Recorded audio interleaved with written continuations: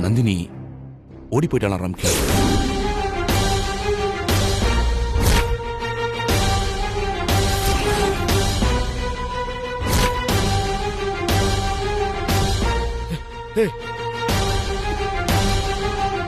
என்னடா சொல்ற? என்ன சொல்ற? ஆமா ராம்கி, சித்ரா அவங்க வீட்டுக்கு போயிருக்கா. வீடு பூட்டி கிடந்திருக்கு.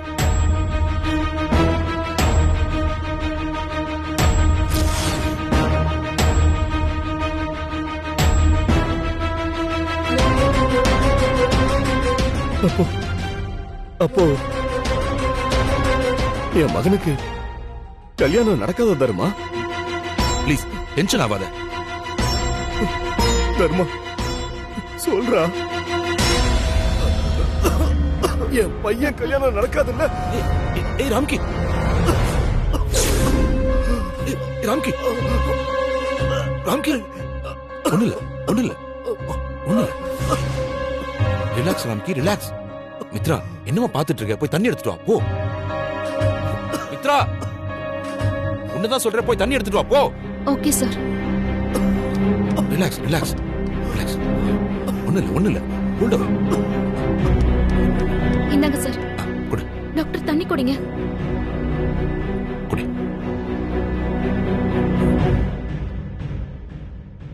வினைக்கு கல்யாணம் நடக்குமாடா? நீ ஒண்ணும் கவலைப்படாத. வினைக்கு கண்டிப்பா கல்யாணம் நடக்கும். ராம்கி, ஆல்ரைட்.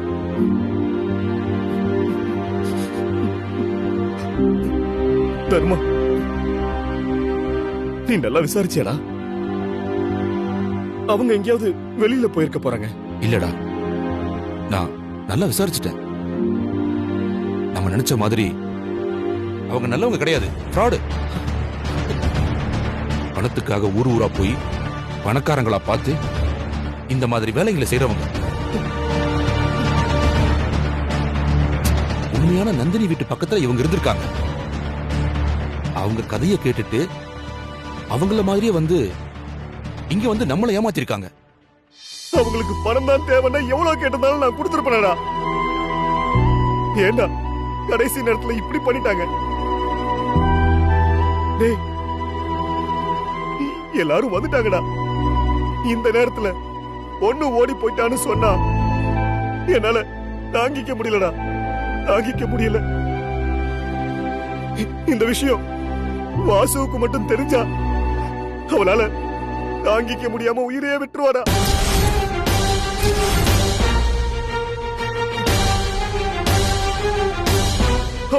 அவளை விடுறா, எனக்கே நெஞ்செல்லாம் அடைக்குதுடா. இத வாசுகி கிட்ட எப்படா சொல்லுவேன்? நீ ஏன் சொல்ற? ராம்கி, வேற வழி இல்ல. வாசுகி கிட்ட நீதான் எப்படியாவது பேசி புரிய வைக்கணும். அதுக்கப்புறம் வந்தவங்க கிட்ட ஏதாவது ஒரு காரணம் சொல்லி சமாளிச்சிடலாம். டேய், பெரிய அவமானமா போயிருந்தா, பெரிய அவமானமா போயிடும். புரிஞ்சுக்க.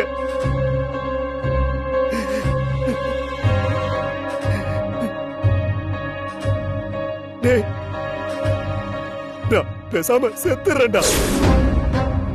ஏய் ராம்கி, ஏன் முட்டாள் மாதிரி பேசுற? இல்லடா, இதுக்கு மேல நான் இருந்து என்னடா பண்ண போறேன்? என் ஒரே பையன், அவனுக்கு வராத நோய் வந்து கடைசி காலத்துல இருக்காண்டா.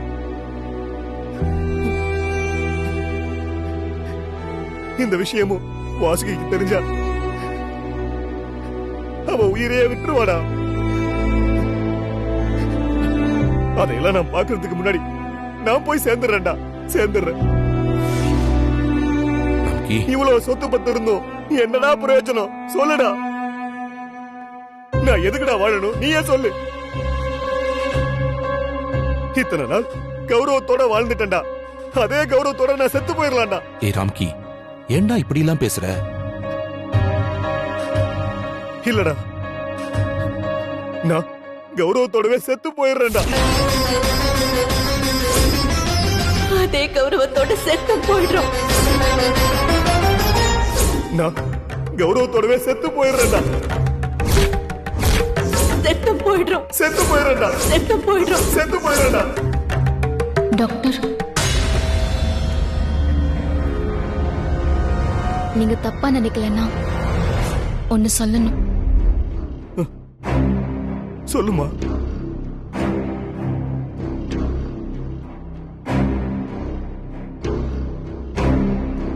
மித்ரா, ஏன் தயங்குற? சொல்லுமா. வினய்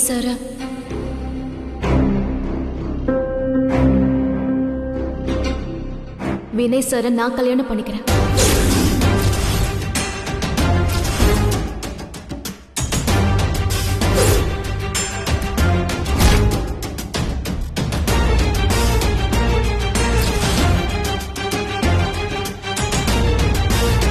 ஏய், இடியட் இடியட், முட்டாள் மாதிரி பேசாத.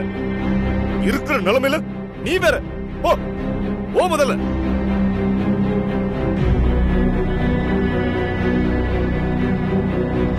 நான் முட்டாள்லாம் இல்ல டாக்டர். என்னை விட உங்க நிலைமையை புரிஞ்சவங்க யார் இருக்காங்க?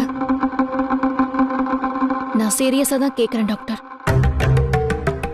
என்னடா தர்மா இவன் இப்படி பேசுறா? ராம்கி, கொஞ்சம் பொறுமையா இரு ப்ளீஸ். மித்ரா, நீ நல்லா யோசிச்சு தான் சொல்றியா? நல்லா யோசிச்சு தான் சார் சொல்றேன்.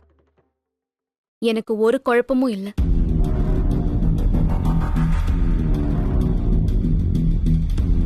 இல்ல மித்ரா, வினய்க்கு இருக்கிற ப்ராப்ளம் எல்லாமே உனக்கு நல்லா தெரியும். அவனை நீ கல்யாணம் பண்ணிக்கிறதால உன்னோட ஃபியூச்சரும் பாதிக்கப்படும்ல. சார், நான் அதை பத்தி எல்லாம் யோசிச்சிட்டேன். இல்லம்மா, ராம்கியும் அவங்க குடும்பத்தையும் இந்த பிரச்சனையில இருந்து காப்பாத்தணும்னு இந்த தியாகத்தை பண்றியா? அதுவும் ஒரு காரணம் தான் சார். ஆனா கல்யாணத்துக்கு ஒத்துக்கறதுல என்னோட சுயநலமும் அடங்கியிருக்கு.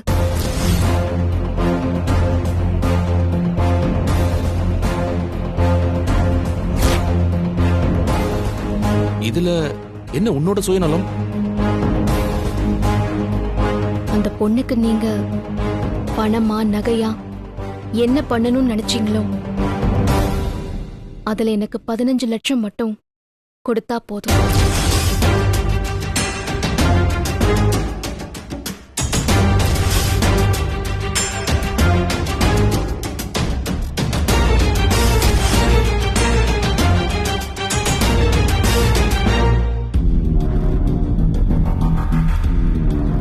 ராம்கி, மித்ரா தெளிவாதான் முடிவெடுத்திருக்கா. நீ என்ன சொல்ற? எனக்கு சரியா வரும்னு தோணலடா. டாக்டர் ப்ளீஸ், நான் முழு மனசோட தான் சொல்றேன். என் மேல நம்பிக்கை இருந்தா மட்டும் நீங்க இத பண்ணா போதும்.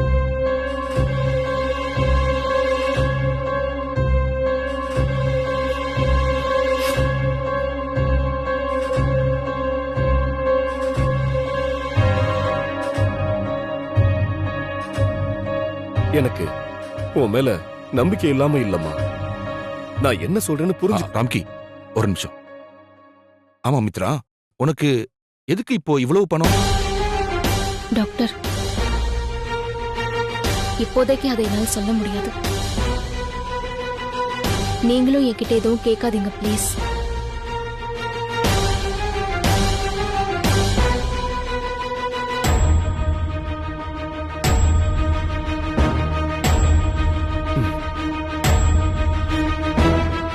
அப்போ நீ வினய கல்யாணம் பண்ணிக்க சம்மதிக்கிற, அப்படிதானே? ஆமா சார்.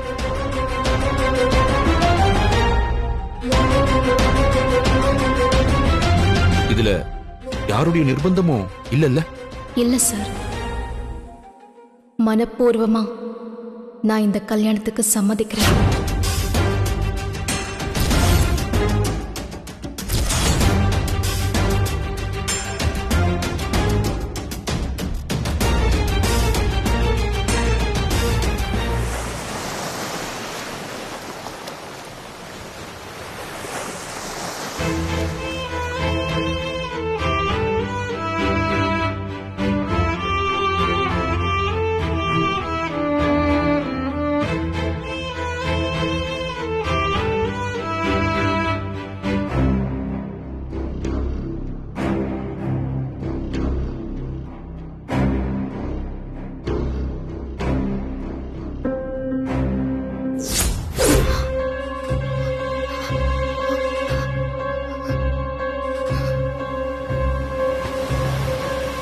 மனசுல என்ன நினைச்சிட்டு இருக்க?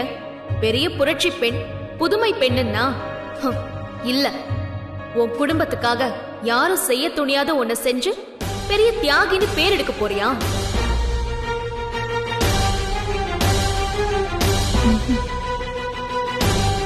இல்ல, நான் இத தியாகம்னு சொல்ல மாட்டேன். அதே மாதிரி நான் புதுமை பெண், புரட்சி பெண்ணும் இல்ல. வெக்கத்தை விட்டு சொல்லணும்னா எனக்கு வேற வழி தெரியல. நான் எப்பவும் சூழ்நிலை கைதியா தான் இருந்திருக்கேன். இப்பவும் அப்படிதான் இருக்கேன். நான் பண்ணது சரியா தப்பான்னு கூட எனக்கு தெரியல. சும்மா நடிக்காத. சூழ்நிலை, சந்தர்ப்பம், உன்னை பத்தி எனக்கு நல்லா தெரியும். உன் அப்பா அம்மாவுக்கு தெரியாம கல்யாணம் பண்ணிக்க போறேன். அதுவும் எதுக்காக? வெறும் பணத்துக்காக. காரணம் கேட்டா குடும்பத்தை காப்பாத்துறதுக்காகன்னு ஒரு காரணம் சொல்லுவ. சொல்ல போனா இதுவும் இந்த சமூகம் கேவலமா நினைக்கிற ஒரு தொழில் மாதிரி தானே. இதுல இன்னொரு காரணம் வேற சொல்லிக்கிற. நீ பெரிய சிக்கல்ல மாட்டிருந்தப்போ டாக்டர் உன்னை காப்பாத்தினாருங்கிறதுக்காக அவரு ஒரு சிக்கல்ல இருக்கும் போது அந்த நன்றி கடனை திருப்பி செலுத்துறதா சொல்ற.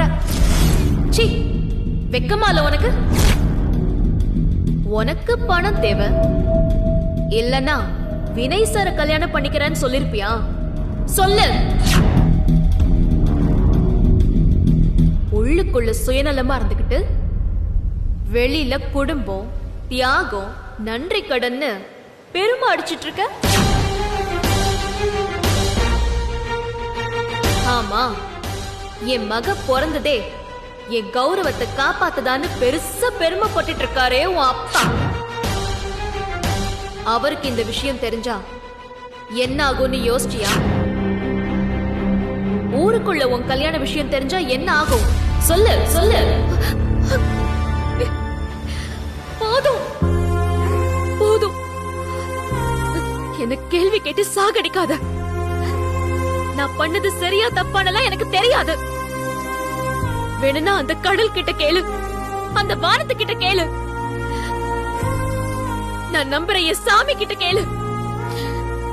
நான் இப்போ ஒரு 10 செகண்ட் மட்டும் கண்ணு மூடி இருப்பேன். நான் பண்ணது சரியா தப்பான்னு அது சொல்லட்டும். என்ன சொன்னாலும் நான் அதை ஏத்துக்கிறேன்.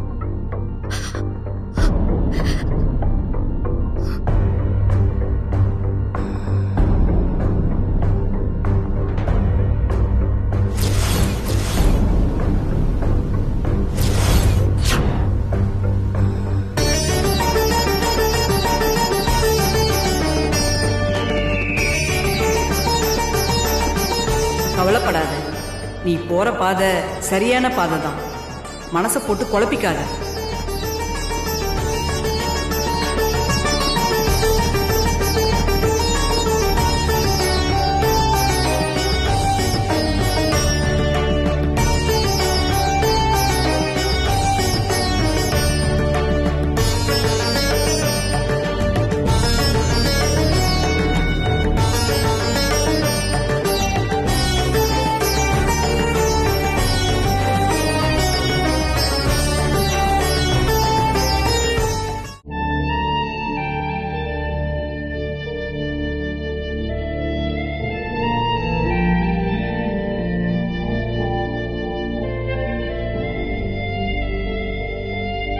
பக்கத்துல பொண்ணு வச்சுக்கிட்டு ஊரெல்லாம் தேடி இருக்கும். காதை சுத்தி வந்துதான் நெத்தியில போட்டு வைக்கணும்னு இருந்தா யாரால என்ன பண்ண முடியும்? அப்புறம் ராம்கி, என்கேஜ்மெண்ட்க்கு முன்னாடி மித்ரா கிட்ட அக்ரிமெண்ட்ல சைன் வாங்கிடலாம். அதெல்லாம் தேவையில்லை. மித்ராவை பத்தி எனக்கு நல்லா தெரியும். அவ மேல எனக்கு முழு நம்பிக்கை இருக்கு. மித்ரா நமக்கு பண்றது உதவி. இதுல அக்ரிமெண்ட் அது இதுன்னு சொல்லி அவளை சங்கடப்படுத்த வேண்டாம்டா. விட்டு. இல்ல ராம்கி, இதே போல நம்பி நம்பித்தான் நாம ஏமாந்து போய் நிக்கிறோம். நீ மத்தவங்களோட மித்ராவை கம்பேர் பண்ணாத. தங்கத்தை உரசி பார்த்து தான் தெரிஞ்சுக்கணுமா என்ன? இல்ல ராம்கி, நான் மித்ரா மேல எந்த சந்தேகமும் படல. ஆனா மித்ரா இப்ப சொன்ன கண்டிஷன்ஸை வச்சு பார்க்கும்போதுதான் எனக்கு இந்த அக்ரிமெண்ட் அவசியம்னு தோணுது. மித்ரா யாரு, எந்த ஊரு, அவளுக்கு ஃபேமிலி இருக்கா இல்லையா, இதெல்லாம் நமக்கு தெரியாதுல்ல. இவ்வளவு பெரிய அமௌண்ட எதுக்காக கேக்குறான்னு கூட தெரியல.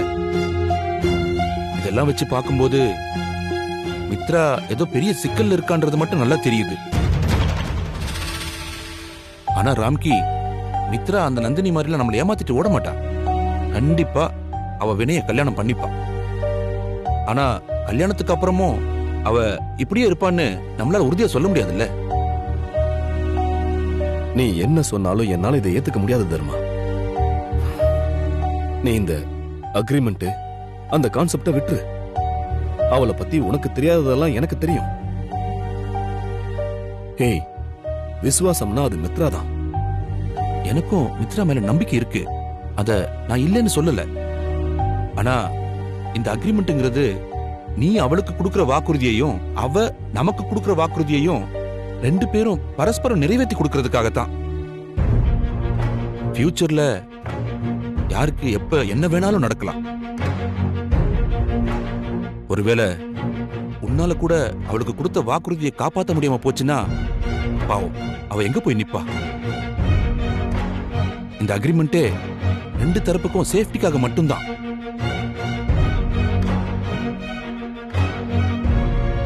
இந்த பாயிண்ட் ஆஃப் வியூல நான் யோசிக்கலடா. நம்மள நம்பி கழுத்து நீட்டலோடைய சேஃப்டியை நம்ம தான் பார்க்கணும். கரெக்ட் தான். நீ அக்ரிமெண்ட்டை ரெடி பண்ண தருமா? ஆனா ஒன்னு சொல்றேன், இந்த அக்ரிமெண்ட்ங்கிறது வெறும் பேருக்கு மட்டும்தான். மித்ரா எனக்கு செய்யற இந்த உதவிக்கு நான் எந்த விலையும் கொடுக்க முடியாதுடா. அவ உயிரோட இருக்கிற வரைக்கும் நான் அவளுக்கு பாதுகாப்பா இருப்பேன். சரி, நான் மித்ராக்கு கால் பண்ணி வர சொல்றேன்.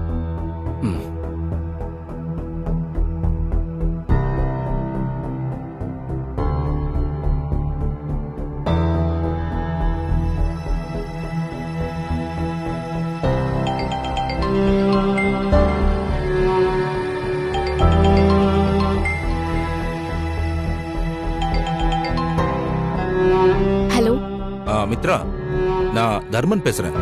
சொல்லுங்க சார். ஒண்ணும் இல்லம்மா, கொஞ்சம் ஆபீஸ் வரைக்கும் வர முடியுமா? இப்ப வா. ஆமாம்மா, இப்பதான். என்ன விஷயம் சார்?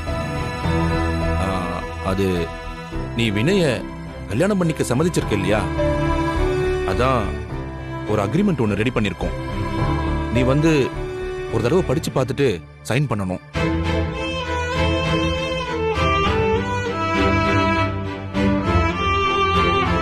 வினய்க்கு நடக்க போறது கான்ட்ராக்ட் மேரேஜ் தான் முன்னாடியே முடிவு பண்ணதுதான். யாரா இருந்தாலும் இதை நாங்க செஞ்சிருப்போம். இது உன்னோட சேஃப்டிக்கும் தான்மா.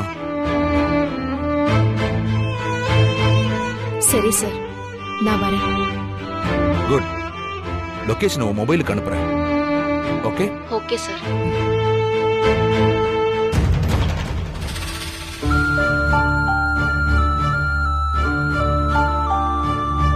மித்ரா வரேன்னு சொல்லிட்டான்.